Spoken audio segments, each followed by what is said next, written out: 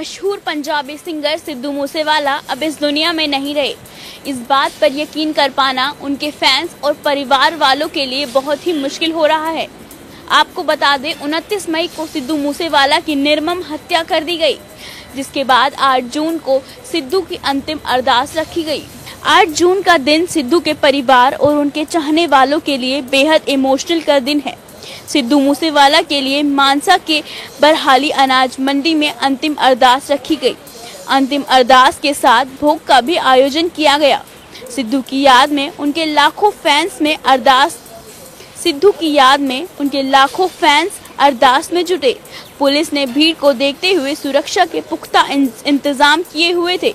सिद्धू के fan social media पर emotional हो रहे हैं, साथ ही सिंगर को न्याय मिलने की मांग भी कर रहे हैं।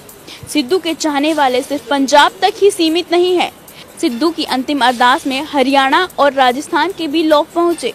सिद्धू मूसेवाला हमेशा से ही फैंस के फेवरेट रहे। उनके अंतिम संस्कार के दिन भी भारी मात्रा में लोग जुटे और सभी ने नम आंखों से सिद्धू मूसेवाला को अंतिम विदाई दी। सिद्धू मूसेवाला के गाने खास तौर पर यूथ के बीच फेमस थे। सिद्धू मूसेवाला अभी और भी सक्सेस पाना चाहते थे, लेकिन किसे पता था महज 28 साल की उम्र में एक मां की गोद सूनी हो जाएगी। फिलहाल सिद्धू मर्डर केस में पुलिस जांच कर रही है। मामले में पुलिस ने आज 8 लोगों को गिरफ्त में ले लिया है।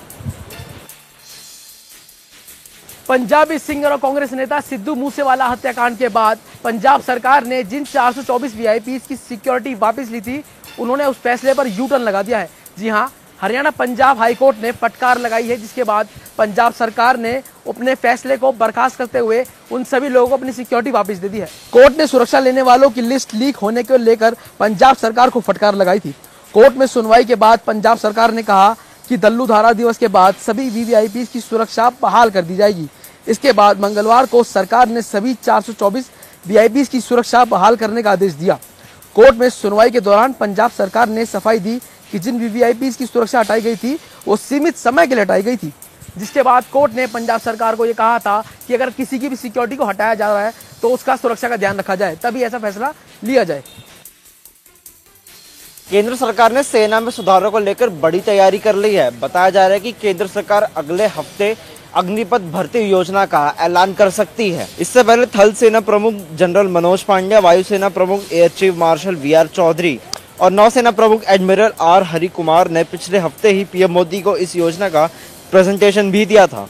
इस योजना के तहत सेना में युवा कम समय के लिए भर्ती हो सकेंगे। इस योजना को अग्निपथ स्कीम नाम दिया गया है। इसके तहत युवा 4 साल के लिए सेना में शामिल हो सकेंगे और देश की सेवा कर सकेंगे। प्रधानमंत्री नरेंद्र मोदी का ये ड्रीम प्रोजेक्ट है, जिसके जरिए सेना में शामिल हो रहे जवानों को औसत उम्र कम करने का प्रयास रहेगा और रक्षा बलों के खर्चे में भी कमी लाई जाएगी। बताया जा रहा है कि योजना के तहत 4 साल के लिए युवाओं को सेना में भर्ती किया जाएगा। हालांकि 4 साल के बाद ज्यादातर जवानों को उनकी सेवा से मुक्त कर दिया जाएगा। 4 साल के अंतराल के बाद जिन युवाओं को सेना की नौकरी से मुक्त किया जाएगा, उनकी दूसरी जगह नौकरी लगवाने में भी सेना एक सक्रिय भूमिका निभाएगी। आज महेंद्रगढ़ में शहरी स्थानीय निकाय मंत्री कमल गुप्ता ने भारतीय जनता पार्टी के चुनाव कार्यालय का उद्घाटन किया। इस अवसर पर पूर्व शिक्षा मंत्री प्रोफेसर रामविलास शर्मा उनके साथ रहे। उन्होंने इस अवसर पर कहा कि भारतीय जनता पार्टी एक ऐसी पार्टी है जो हर आदमी के, गरीब और गुरबे के काम आती है। उन्होंने सभी से अपील की कि उनके उम्मीदवार रमेश सैनी को जिताया जाए। इसी अवसर पर उनके साथ जो 15 वार्ड से भारतीय जनता पार्टी के बाकी उम्मीदवार थे, वो भी मंच पर दिखाई दिए। उन्होंने सभी के लिए वोट की अपील की और वोट अपील करते हुए कहा कि यह वोट केवल और केवल इन उम्मीदवार के लिए नहीं है। इस वोट को देने से आपको सीधे नरेंद्र मोदी के हाथ मजबूत होते हैं। उन्होंने कमल के फूल पर बटन दबाने के लिए और नरेंद्र मोदी को मजबूत करने की दृष्टि से आम लोगों को कमल के फूल पर बटन दबाने के लिए कहा। श्रीनिवासा डिजिटल रामाजू योजना के तहत आज ऊना में 280 छात्रों को लैपटॉप वितरित। इसका राज्य स्तरीय कार्यक्रम मंडी में आयोजित किया गया, जिसकी अध्यक्षता प्रदेश के मुख्यमंत्री जयराम सिंह ठाकुर ने की। वहीं एलईडी के माध्यम से जिला में आज 2 स्थानों पर इस कार्यक्रम की व्यवस्था की गई, जिसमें पहले कार्यक्रम में कृषि एवं पंचायती राज मंत्री वीरेंद्र कंवर पहुंचे, जहां उन्होंने 280 लैपटॉप दिए। वहीं दूसरे कार्यक्रम में गगरेट के विधायक राजेश ठाकुर पहुंचे, जहां उन्होंने 324 लैपटॉप दिए। वहीं इस सारे कार्यक्रम का उद्देश्य यही था कि शिक्षा को लेकर कहीं ना कहीं उच्च मापदंडों का जो है यहाँ पर पालन किया जाए, और साथ में जो ड्रॉपिंग सिस्टम है उसमें काफ़ी कमी जो है यहाँ पर सामने आई है। कहीं ना कहीं छात्रों में उत्साह दिखा है। छात्रों के साथ साथ वहाँ उपस्थित अभिभावकों में भी आज खुशी की लहर दौड़ पड़ी। वहीं कृषि मंत्री ने इस सारे मौके पर कहा है कि प्रदेश सरकार छात्रों को लेकर गंभीरता से उतारने का उन्होंने प्रयास किया है, और आने वाले समय में और ऐसी योजनाएं छात्रों के हित में लाई जाएंगी। वहीं राजेश ठाकुर ने बेटी बचाओ बेटी पढ़ाओ का नारा इस मंच से बुलंद किया, और कहीं ना कहीं बेटियों को शाबाशी देते हुए उन्होंने कहा कि सरकार ने छात्रों के लिए कई प्रकार की योजनाएं जो है वो चलाई हुई हैं, और उसका लाभ सभी छात्रों को मिलना चाहिए। मुख्यमंत्री अंत्योदय ग्राम उत्थान योजना के तहत खंड तोसाम में तीसरे चरण के मेले का आयोजन 10 व 13 जून को किया जा रहा है। अत्यंत गरीब लोगों को रोजगार परक ऋण आदि मुहैया करवाने के लिए ब्लॉक स्तर पर अंत्योदय ग्राम उत्थान मेलों का आयोजन किया जा रहा है। मेलों के दौरान संबंधित विभाग के प्रतिनिधि मौजूद रहेंगे और जरूरतमंदों के आवेदन लेंगे। एसडीएम मनीष कुमार फोगाट ने बताया कि मुख्यमंत्री अंत्योदय ग्राम उत्थान योजना के तहत जिन परिवारों की पहचान की गई है उनको मेले में शामिल कर उनकी जरूरत के अनुसार आवेदन लिए जाएंगे। उन्होंने बताया कि सरकार की योजना अनुसार गरीब लोगों के जीवन स्तर को ऊंचा उठाने के लिए सरकार द्वारा मेलों का आयोजन किया जा रहा है। इसके लिए परिवार पहचान पत्र के आधार पर आय के साधन देखे गए हैं। एसडीएम ने बताया कि तोसाम खंड में 10 व 13 जून को बीडीपीओ कार्यालय तोसाम में अंत्योदय ग्राम उत्थान मेलों का आयोजन किया जाएगा।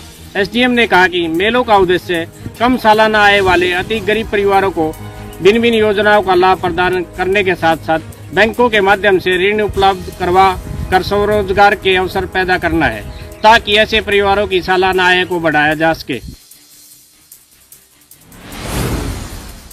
खेलो इंडिया यूथ गेम्स 2021 में आज हरियाणा के पहलवान छाए।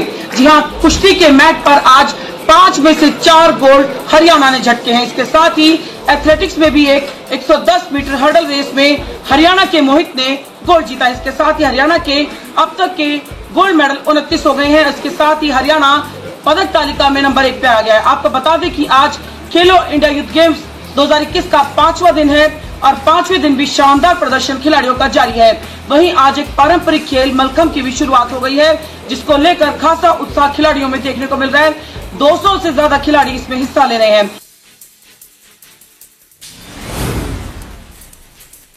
इंद्रिय क्षेत्र में लगातार हो रही ट्रांसफार्मरों की चोरी से खफा होकर के आज काफी संख्या में किसानों ने बयाना चौकी पर इकट्ठा होकर के पुलिस प्रशासन के खिलाफ जम करके नारेबाजी की। जब यह प्रदर्शन चल रहा था तो तुरंत सूचना इसकी इंद्री थाना प्रभारी को लगी। वह मौके पर पहुंचे और किसी तरह से किसानों को शांत किया। उन्होंने कहा कि जल्द ही इन चोरों को पकड़ लिया जाएगा, लेकिन किसानों का कहना है कि पिछले लगभग 2 महीने से लगातार चोरियां हो रही हैं, लेकिन पुलिस प्रशासन आज तक भी किसी चोर को गिरफ्तार नहीं कर पाई है। यहाँ तक के एक ट्रांसफार्मर चोरी होने के बाद कई दिनों तक भी वह ट्रांसफार्मर नहीं रखा जाता। यहाँ तक के किसानों को आर्थिक नुकसान भी उठाना पड़ रहा है। किसानों का स्पष्ट शब्दों में कहना है कि यदि इन चोरों को नहीं पकड़ा गया और इस चोरी को रोकथाम नहीं हो पाई तो वह कभी भी बड़ा आंदोलन कर सकते हैं और राष्ट्रीय राजमार्ग को भी जाम कर सकते हैं।